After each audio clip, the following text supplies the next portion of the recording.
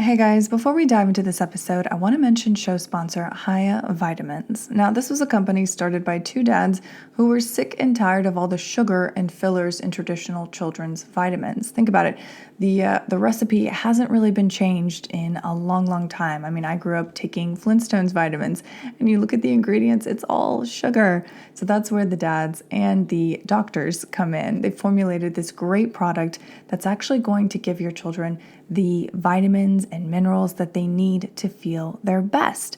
Now, of course, if you're listening to this, you know they're going to hook you up with a great deal. If you go to hiyahealth.com/unstressed, you can save 50% on your first order. That's hiyahealth.com/unstressed to get your supplements for your kids today. And know that when you do, you are doing something good for their health and not something that's going to make them sicker in the process. So head on over to hiyahealth.com/unstressed and get yours today. This episode is also brought to you by Motherhood Unstressed CBD. This is my line of organic, USA-grown hemp that was specifically designed to help you, the listener, battle stress and anxiety on a physical level. And what I think most people don't understand is CBD is not going to get you high. Yes, it comes from the hemp plant. The hemp plant looks exceedingly similar to the marijuana plant, but it doesn't have high levels of THC, which is the molecule that does create a psychoactive effect. CBD isn't going to get you there if that's what you were desiring, sorry, but it is going to help balance your endocannabinoid system, which is an overarching system that controls every other aspect of your body. So we're talking about sleep, your stress response, how happy you feel, your dopamine levels, all of those things. So if you are interested in feeling better and feeling less stressed, then head on over to motherhoodunstressed.com, click the shop tab, and use the code podcast to save 20%.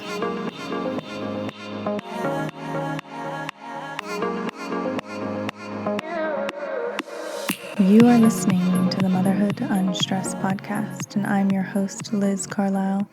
Thank you so much for tuning in. I'm so glad that you're here and that we're spending some time together.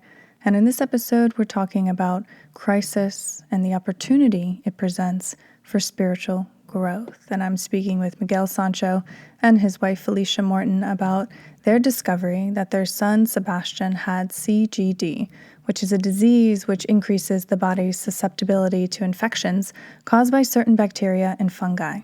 Now, in this episode, we're learning about how their personal crisis taught them how to manage the chaos through various modalities of self-help, including their faith, therapy, and meditation, and how you can incorporate those hard-earned lessons of survival into your life.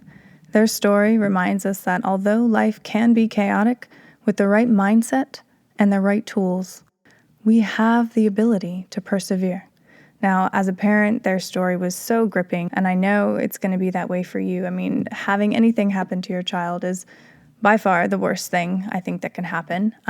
So to be able to witness that and see how they navigated that and how, as Miguel says, it wasn't always easy, he stumbled, but I think that too lifts the burden for all of us to hear that and to know that our humanness, our vulnerability truly is a strength. And when we are open to the lessons that life presents, we truly can grow, which was what I believe we're all here to do. So I hope you enjoy this episode. If you do, please share it with a friend. Please leave us a review on Apple Podcasts. That does so much for the show. And I hope you enjoy this episode and that it brings value and light to your life. Enjoy. Well, hello, Felicia and Miguel. Welcome to the show. I'm so glad that you're both here. Thank you for having us. We're honored to be here. A wonderful opportunity to talk to you and talk to your audience. Yeah. And usually when I have authors on the show, I always ask, where the inspiration came from. Obviously, this is a different case. Can you take us through Sebastian's journey and why you felt inspired to bring it to the page? Sure. I'll start and then I'll ask Felicia to join in because she's so crucial to the story.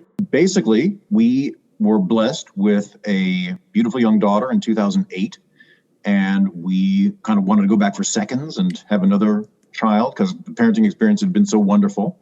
Our son, Sebastian, was born in 2012 in May. And then within about 2 months, he started having a series of very strange and inexplicable and recurrent infections, a number of which required surgery. And ultimately, after about 5 months of this, Felicia, to her great credit, decided that we really needed to go deeper into the diagnostic odyssey, if you will, and not just kind of write these off as, these are things that some kids get, and go to an immunologist. And that's ultimately where we received this rather devastating diagnosis that he had been born with a very rare, very lethal immune deficiency that would end up changing the course of our lives. And I'll let Felicia kind of take it from there, because she did take it from there. Yes, he was diagnosed with chronic granulomatous disease, which means that his body could not fight off a handful of bacteria and a specific type of fungus. And so suddenly our lives were turned upside down. At the time, I had been working for myself. I'd started my own public relations firm, and we were, a typical Manhattan couple that was looking to make it in the big city. Both Miguel and myself are from the Midwest, and so it was always, I think, our dream to do what we could to become successful, have a family in New York, and then I had to take a step back and reprioritize my life. And I have to say that, this book is all about that, and the steps that we took to find new meaning in our life through Sebastian, and the journey that we were on, how it took us from being people who were just focused on the day-to-day, what we needed to do to get ahead, to seeking what really life was about, and putting our family first, faith first, looking to science to help us find what would be the ultimate cure for Sebastian. So I hope that answers your question. The book is about a lot of things, but I touched upon some of the major themes. Right. And it definitely comes across in the pages. And I love, Miguel, how you say, this book is a Valentine to science. Can you talk about what you've learned about, the world of immunology and the progress that it's made, and why it helped you have a sense of hope and optimism for the human race? Yeah. Well, just broadly speaking, I think that, it's an interesting little paradox of our times, that we live in a highly data-driven, highly technical society that on the one hand kind of worships at the feet of technological progress and scientific progress, but at the same time there's a strain of kind of anti-scientific or pseudoscientific thinking that I think leads people to a lot of potentially destructive decisions. So basically what happened here is that we kind of fell into the world of immunology and just kind of getting a better sense, better understanding of how the body actually works, how this magnificent thing called the immune system functions.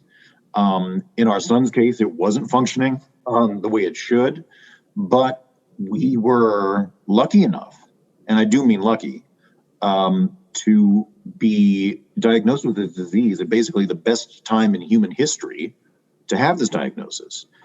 It was right at the time when this rather daring, rather experimental medicine practice of hemopoietic stem cell transplants, or basically bone marrow transplants, had evolved through a lot of really harsh trial and error to the point where it was now available for certain kinds of immune deficiencies, including our son.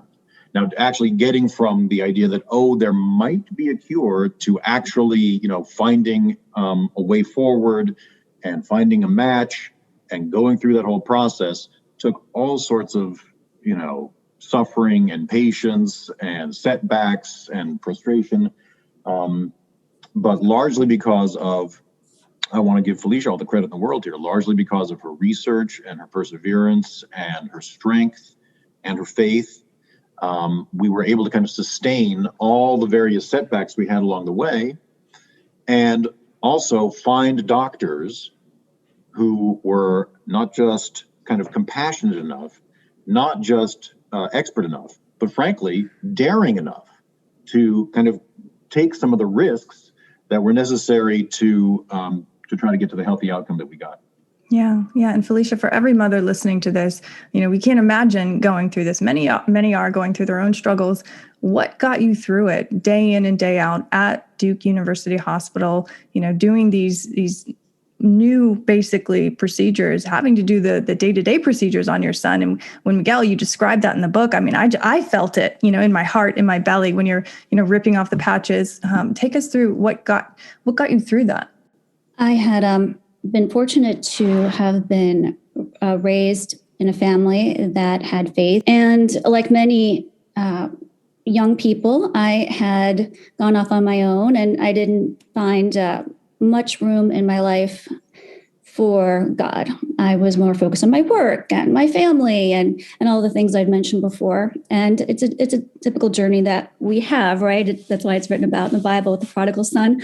And so I was a prodigal daughter, if you will. And I didn't realize how much my faith meant to me until I was at rock bottom, and I'd gotten that diagnosis, and it was so devastating to me that I started to rely on God more. I prayed, and little by little, I started to feel that my relationship with God grew, and it reached a point where we were going to Duke, and we were there for a consultation, and we thought we had everything planned.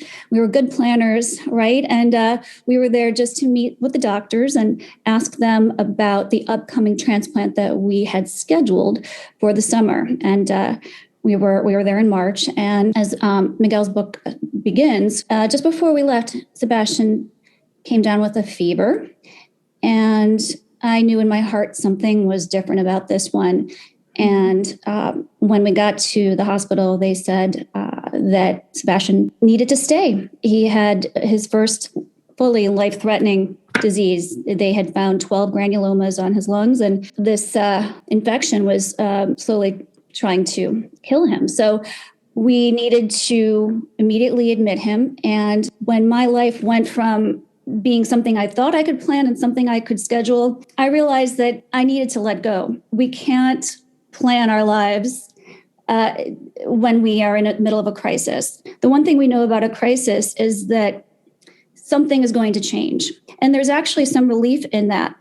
And so when I realized that my life was about to change, I only could pray and see this crisis as an opportunity for change for the better, for myself, for my family. And that change could only happen with God, because I was not in control anymore. I had to put my faith not in myself, but in God, and also, of course, in the doctors. And so actually, what I felt was a tremendous relief, because I'd been feeling so responsible for keeping my son alive for all this time, for almost 4 years, that a tremendous burden was lifted from me. And I literally saw Sebastian going up in the hands of God, and I said, he's yours now. And once I felt that, I was able to be there, fully engaged with my son, and feel a sense of peace and a sense of love wash over me that I'd never quite felt before.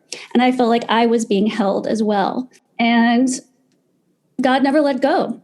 I don't know why. And we who go through this never quite feel like we're worthy of this infinite love once we experience it. But it was very profound. And I can only feel grateful that I was there to be fully present with my son during the course of his treatment.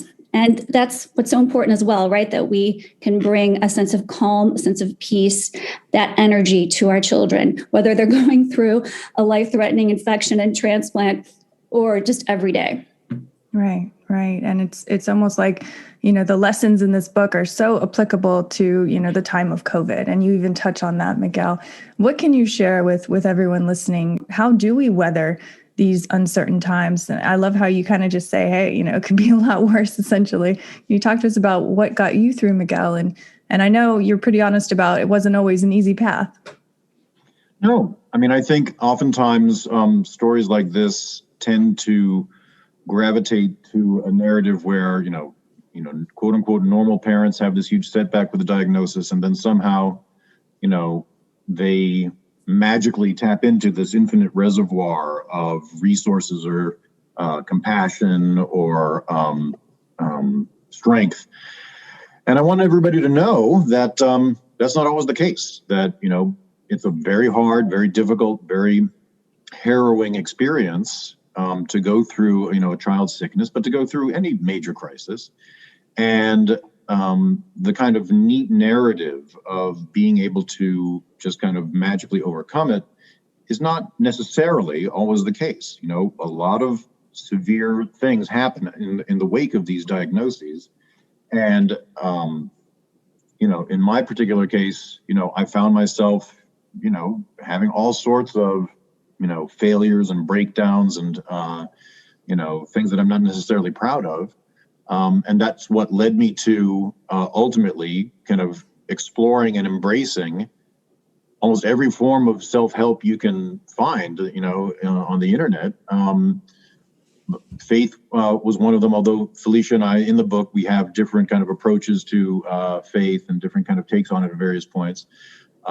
Meditation was a big, much needed part of my program, as I call it. Getting therapy, getting medication if you need it, trying to stay healthy and take care of your body. All these things are kind of part of a constellation of approaches that you should not be at all embarrassed about or ashamed of. I think I might be speaking more to and for men in this particular case. And I found, and I don't want to generalize about gender tendencies, but I can certainly say in Felicia's case, she was always more open to kind of getting help and exploring modalities of self-improvement. Whereas I was always kind of resistant, and I thought I was okay. And I tried other things. I tried denial. I tried stoicism. And, those things will only take you so far when you're given more than you can handle, as the title suggests. Specifically relating to to answer your question more directly, for people dealing with COVID, I try to, very humbly, because I don't consider myself an expert, but, to the degree that I'm had some experience with this, because we lived basically for 6 years in some version of quarantining and social distancing and germophobia. You got to understand that this can play with your head as much as it can play with your body. These extended quarantines, this fear of invisible microbes, it's very easy for your mind to start playing tricks on you when you're living with this on a daily basis. And the second thing is, the quarantine stinks. The lockdowns stink in a lot of ways.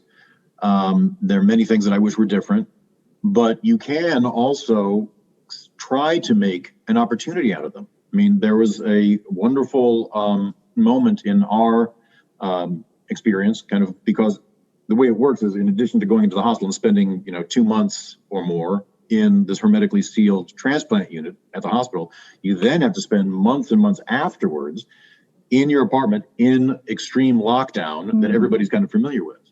And at the time, Felicia had some wonderful words of wisdom about trying to use it as an opportunity to have just extended quality time with your children, with the people close to you, that under normal circumstances, you're often not able to, not because you're a bad person, but just because we're always being bombarded with distractions and other obligations.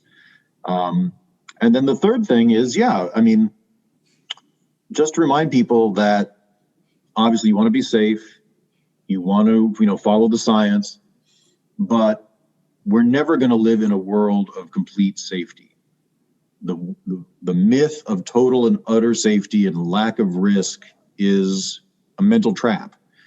And again, I'm not advocating reckless or irresponsible behavior, but what I'm saying is that, at some point, whether you get in a car, whether you shake someone's hand, whether you, go swimming in the ocean, you have to accommodate some level of risk. And what level of risk that is a very personal thing, right? But living in fear, to me at least, is not really living. Yeah. Do you feel like this experience has fortified you, not just, mentally, but emotionally as well, to really, when anything comes at you now, do you just kind of say, this is nothing, like we've been through much worse together? How has it changed you as people? Well, first, I'd like to say this, it never really goes away when parents have been through something like this. And although I can speak for myself personally, I have been transformed in that I I really saw the best of people as well. My faith in humanity was reinforced. Not only was my faith reinforced, but the outpouring of love that I experienced from people who just came out of the woodwork, and from the nurses, from the doctors, it was life affirming. And so in terms of how that has made me more resilient, I always go back to that. And when life gets me down, or when I just look at what's happening outside in the world, and I say, oh my gosh, when we watch the media, it can just be so depressing. And I remember going back to the transplant unit, where I almost wanted to go back in the unit at that time. It was 2016. It was a very difficult time in our country as well. And in the unit, however, we were surrounded by love, by people from all different races, ethnicities, socioeconomic backgrounds, who were going through the worst time of their lives, these families.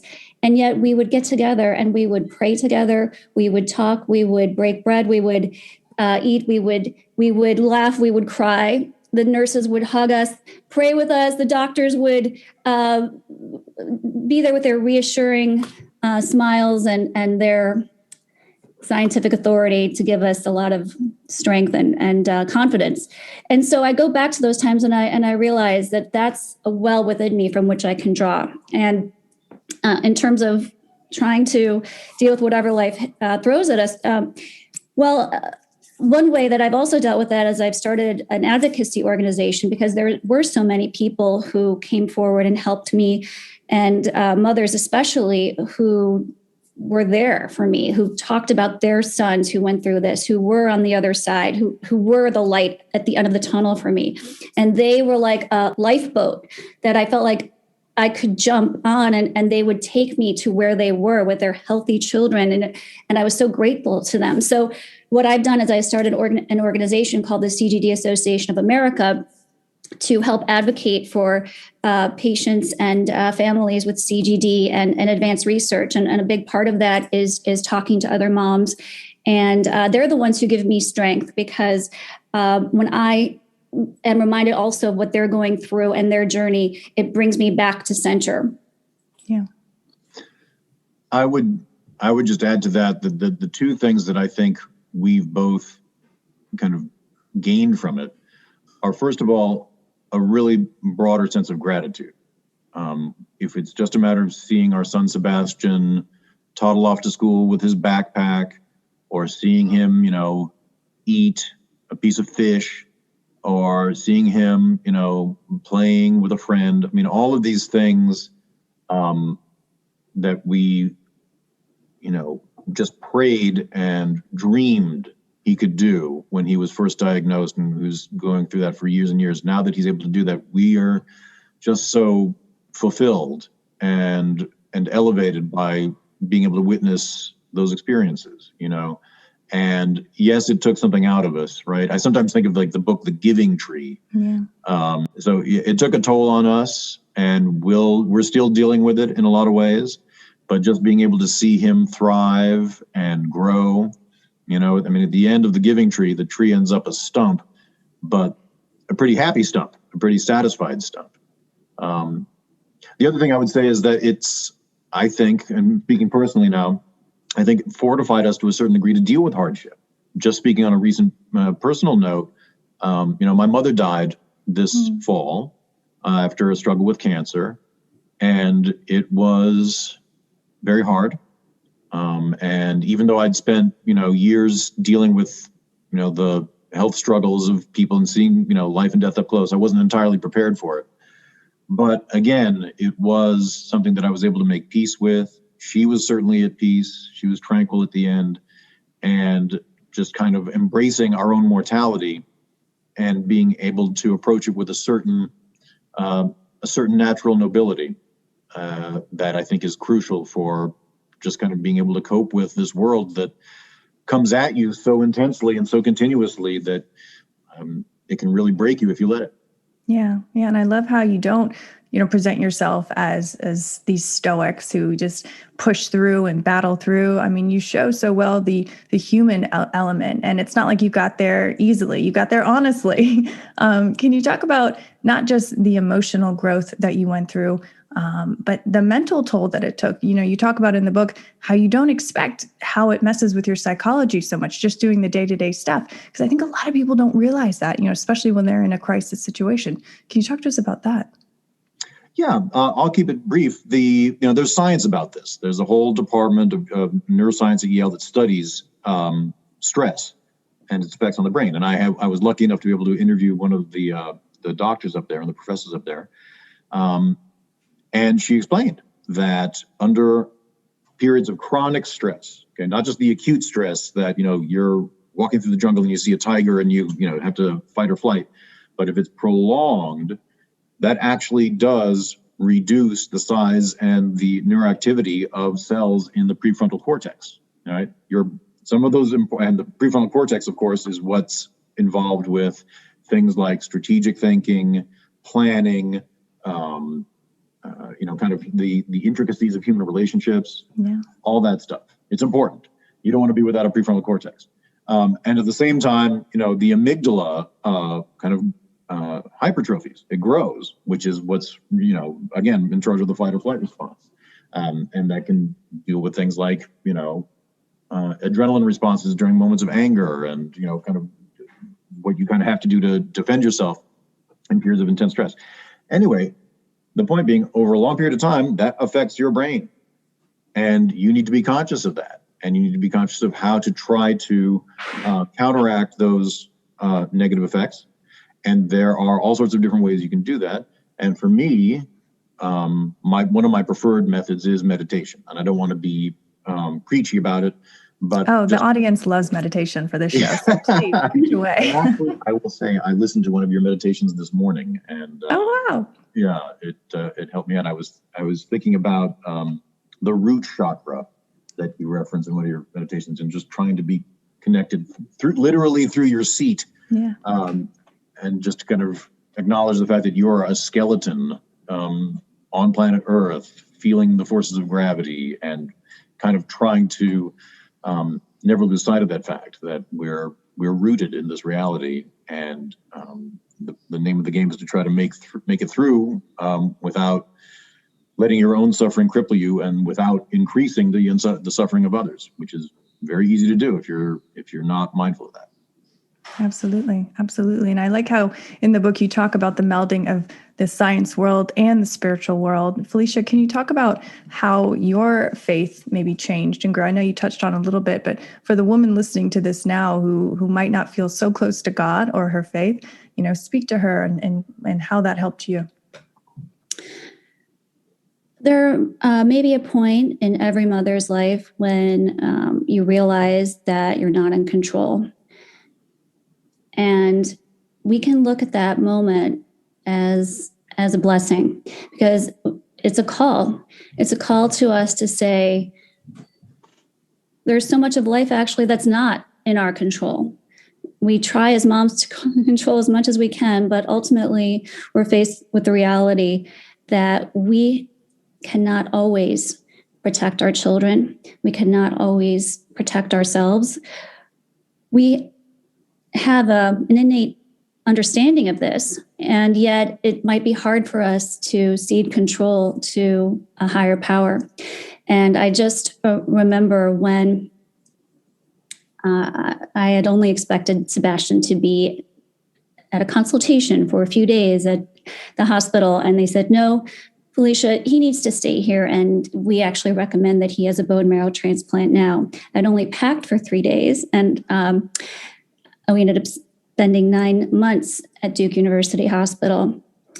And at that point, I knew that I wasn't in control anymore. And it was, as I said, a tremendous relief. And I think every mother can relate to this, that when we can have a moment just to feel that connection with God and ask Him to take over, it's a tremendous relief for us, because we're under so much pressure, especially now as mothers. And just to give ourselves that time that time to meditate on God's love, and also time with other friends with whom we can fellowship, who can support us spiritually. That's so important. And that goes beyond, the friends. So often as moms, we can get into like a habit of going out with moms for a drink or not so much during COVID, but hopefully after COVID's over, we'll go out with our friends again. But to have friends with whom we can share our spirituality is so nourishing for us. It's different. It's different than a glass of wine. Exactly. It nourishes us in a way that is beyond, yes, as you said, and nourishes our soul. And so we need that. So that's the advice that I would give to moms. And I love what you've said about self-care. I feel that the ultimate form of self-care is to give yourself a sense of peace and give yourself a sense of connection to God, because that's the ultimate form of peace that you can share with yourself, and then you can share that with your family and share it with your friends, and they can share it with you. And it's a self-reinforcing mirror of peace that you can have at any time. It's totally available to us at any time. So many times we think, we can't meditate because we can't have a quiet spot, or we can't, I also love essential oils. And I think, I have to, go to my drawer, get the essential oils out and get the diffuser. And I just don't have time, even if it only takes like 30 seconds, right? But, that's really a wonderful thing too. And in the book, we talk about essential oils and how important they are, but prayer is available to us anytime. So that's what's so wonderful about it. It's accessible when we're driving in the car, when we're cooking dinner, when we're thinking we're about to lose our temper with our children. We can take a deep breath and we can say a silent prayer. It only takes a few seconds, and we're right back to hopefully where we need to be. Absolutely. And the only thing I wanted to add to that is that I think some people, and maybe I was one of those people, kind of categorize or envision this strict dichotomy, mutually exclusive dichotomy between science and between faith. And one of the things that I took steps towards understanding is that it's not necessarily the one or the other. Just as, to use one specific example, at the moment of the transplant, we're in the unit, we're in this tiny room. After all this research and science and study, they've found a match from an unrelated umbilical cord sample, and they're about to infuse it into Sebastian. And they think it's going to work, but they really don't know for sure. They think they have an understanding of how things should work out, but given some of the variables, it's not a guarantee. It's not a guarantee that the cells are going to engraft. It's not a guarantee that he's going to have a smooth post-engraftment outcome. It's not a guarantee that he'll be able to avoid any of these other mines in the minefield that exist between where we were then and where we are now. And it's not like the doctors could do anything more. They were at the very edge of their abilities and their knowledge. And of course, the more science progresses, the more those abilities and the knowledge will increase. But at that moment, there was nothing left to do but put faith in the divine, in the universe, in the body, in whatever you want to call it. God, go ahead. The point is that at a certain point, if you are going to find strength to get through something like this, the science will only take you so far. And when you see people praying, when you see people relying on God, that doesn't mean that they're just superstitious. It doesn't mean that they just have an anti-scientific interpretation of the world. They haven't just abandoned their critical facilities to enter some sort of relationship with the divine. It often means that they are at the end of their own abilities, their own limits, their own capacities for strength and endurance. And they're trying to tap into something else to help them take that next step. And I think that's something that people need to respect. Yeah. And just the title of the book, More Than You Can Handle. Clearly, this is something that, it would be more for any parent to handle. And so, to bring in that spirituality, that be held by something greater than you, I think is something we can all cling to. Miguel, I have to have you expand on this one quote from the book because it was so beautiful. Let's see. It says, a doctor said to you, "It's not age that prepares you for death. It's how you live." Talk to us about that. I highlighted it. It was such a powerful quote in the book. Yeah, just a mild amendment to that. It was actually one of the patient counselors who's a very serious and actually very well respected meditation practitioner named John Seskovich, who was introduced to me via another very well respected meditation expert. Yeah, the point is that he had seen and counseled tens of thousands of patients and their families over the course of his 40-year career there. People of all different faiths, everything from, Islam to Wiccanism and to strident, secular humanism. And what he was trying to communicate to me is that it's not just your experience, it's not just racking up years on the planet that give you a sense of peace at the end. It's how you approach every single day, every single moment, every single decision, every single human interaction. Are you going to engage in practices such as metta or loving kindness? Are you going to be compassionate to yourself? Are you going to try to live by some other principle other than your immediate appetites? And are you going to be able to actually examine yourself and say, you know what, I could do better. I have these imperfections. There are things I need to work on. And I think that's what he was trying to say, that if you approach your existence the right way, you can be a little bit more at peace with the end of it. Okay, so I have one final question to round out this interview for both of you. With everything that you've been through, with everything that you've learned along this incredible journey, actually our sons are the same age, born in the same month. So I feel very connected to your story.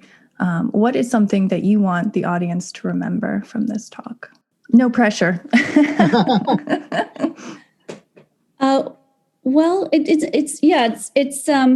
word pressure actually comes to mind because when something like this happens, and there are times in everyone's life when we're under incredible, intense pressure, it breaks you open.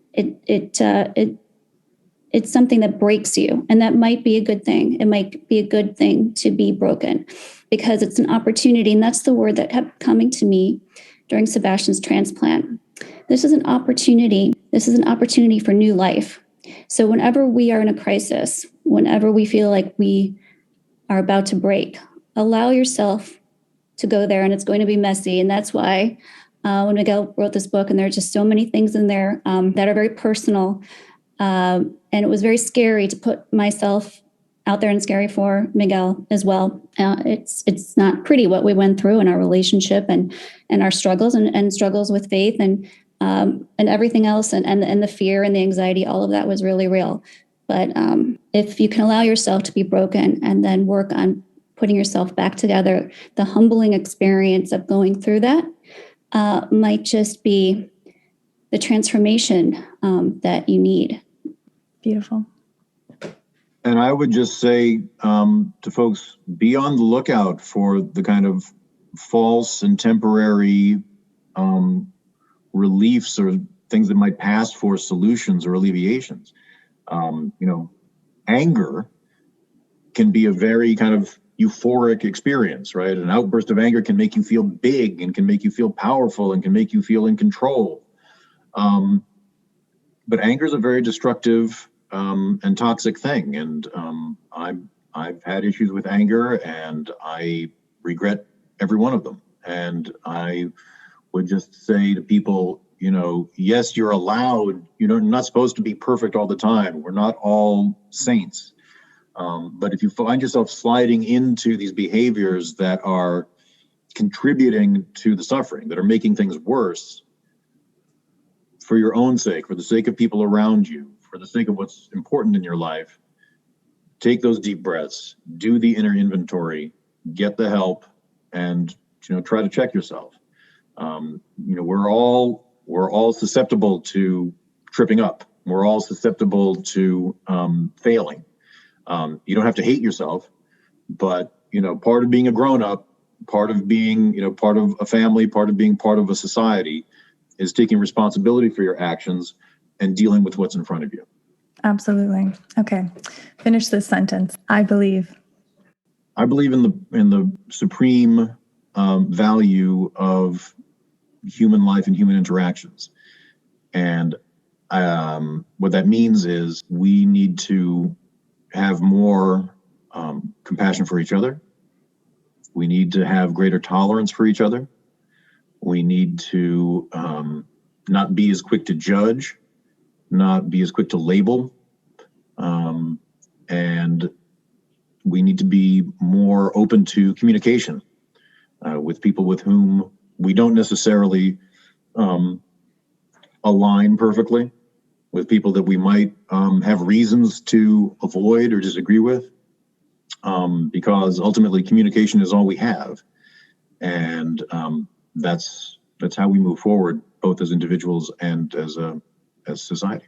And I believe in the transformative power of, this is going to sound weird, but suffering, because when we suffer, that's when we're laid bare. That's when we're humbled. That's when we can really understand who we are and what is important.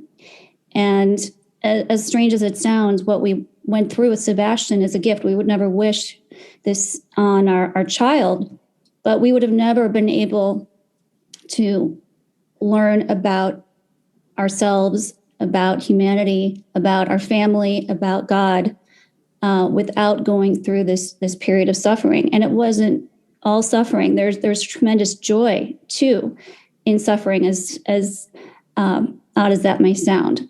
But don't be afraid, I would say, to look at things and go through this process. And so I believe, that's what I believe, that there is a transformative power in our own suffering and our own vulnerability. And it's something that, in terms of self-care, we can go through it ourselves, caring for ourselves through the whole process. And also it's a way for us to more deeply connect with others. So that's what I believe. I hope that makes sense. No, it absolutely does. It is such an awakening, suffering. And if you can be open to it and fully awake when it's happening, I think it not only transforms you, but you bringing your story through this book, through this interview, you're awakening so many other people. So thank you. Now, the book is More Than You Can Handle, a rare disease, a family in crisis, and the cutting edge medicine that cure the incurable. Where can our audience find the book?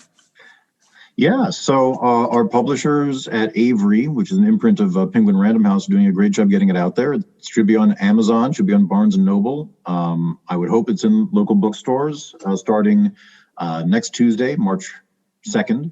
We just tell people that it was written with ongoing respect for the fact that people have lots of other books they can read and lots of Netflix shows they can stream and lots of other things to do with one's disposable time and income. So yes, it is our story, but it really was, I was trying to keep the reader in mind and make it a kind of rewarding reading experience for somebody who's going to put their nose into it. And yeah, you don't have to suffer too much reading this. There's some humor in it as well.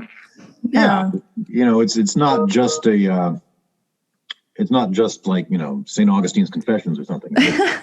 We're trying to, it's written for a modern audience. And Avery would never allow such a book to go to press. So, so, give it a shot. And by the way, I mean, I'd love to also hear feedback about it because it's my first book. I've written for broadcast and other media before, as has Felicia. So, there's certainly ways to make it better. And I would love to hear how to make it better or to make another book better. The audience feedback and input is really precious in that regard. Beautiful. Thank you so much, Felicia and Miguel. I will link your organization in the show notes. So if you were listening to that and you're interested in learning more about Felicia's organization, that'll be in there. Thank you so much, guys. Thank you for this book. Thank you for your bravery in getting personal and putting it out there, because I know already in my heart it's going to uplift so many parents out there. So thank you. Well, thank you for the great work you do. And, there's a million people to thank, but you're obviously doing great work yourself. I've enjoyed, listening to a number of your podcasts, and I think you're performing a really valuable service. So thank you. Absolutely. You have been listening to the Motherhood Unstressed podcast, and I'm your host, Liz Carlisle. Thank you so much for tuning in. I am so grateful that we got this time together today. And if you love this episode, I would so appreciate it if you would share it out on your social media and make sure to tag us at Motherhood Unstressed. Connect with us at Motherhood Unstressed. I'd love to connect with you and see where the work has gone in the world. And make sure that you subscribe so that you never miss out on an amazing interview with an incredible guest or our weekly guided meditations every Wednesday. Till next time, see ya.